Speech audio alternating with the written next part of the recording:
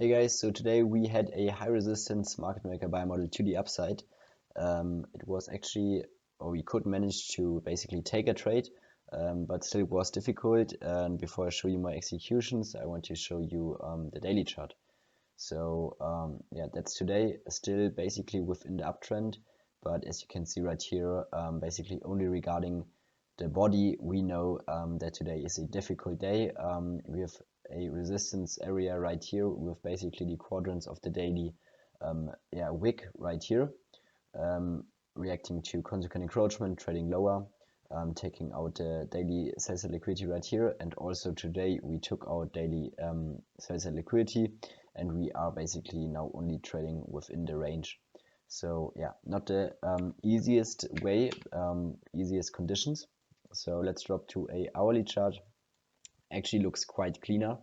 Why? Because we basically traded lower in every session, took out daily sales and liquidity, and therefore we have a really nice target to the upside because we did no damage to the upside. We did not, so we basically left the Asia highs right here, we left London highs, we left New York open kill zone buy sell liquidity, and we took out Asia lows, we took out London lows, we took out New York open kill zone sales and liquidity, and then we also swept the daily sales and liquidity. So we can expect basically a retracement higher, targeting basically the session liquidity.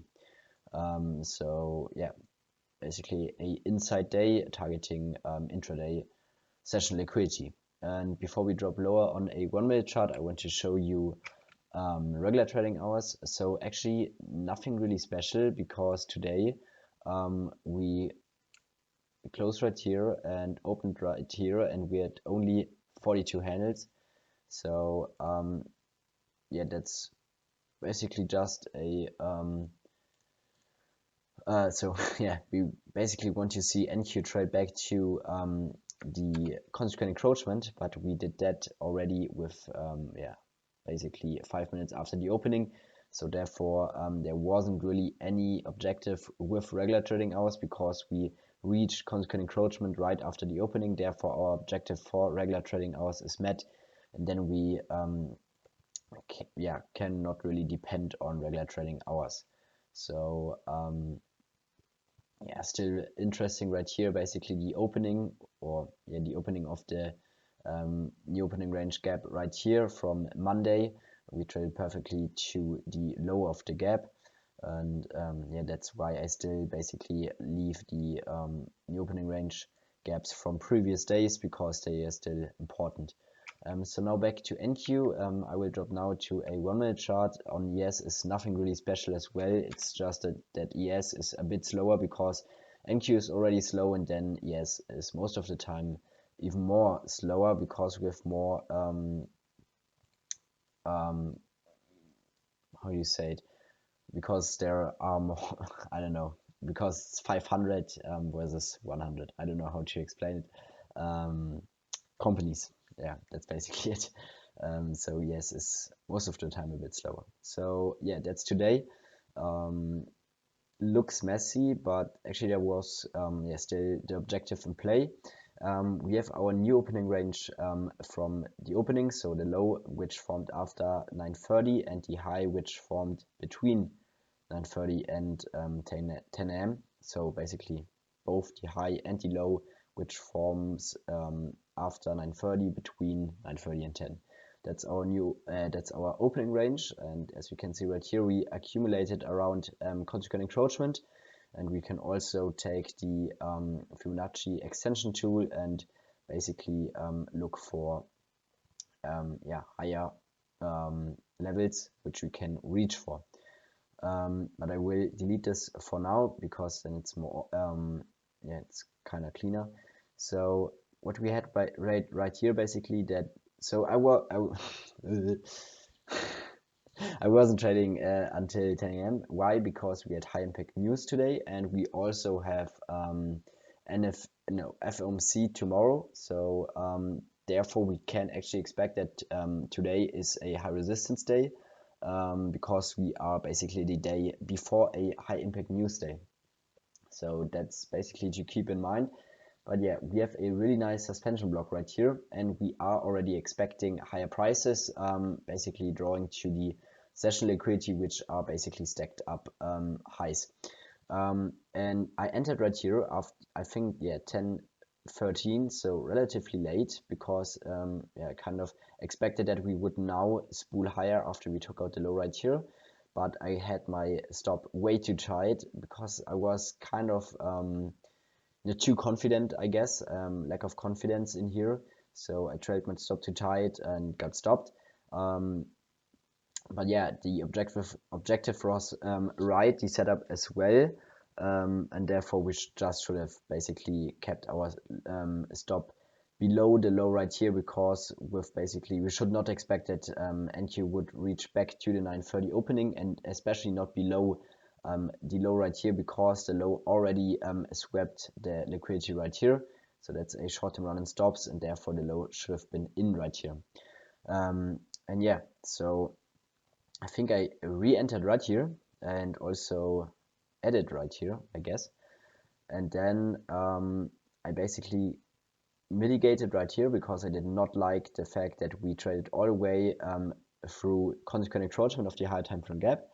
And I don't really know. I think yeah, I did not got completely stopped, but I mitigated 2 because I entered right here. So I entered right here with 2, got stopped, entered right here with 2, added 1, mitigated 2, so 1 left, and there I added right here once again 2, so back at 3 contracts, and then I get stopped right here.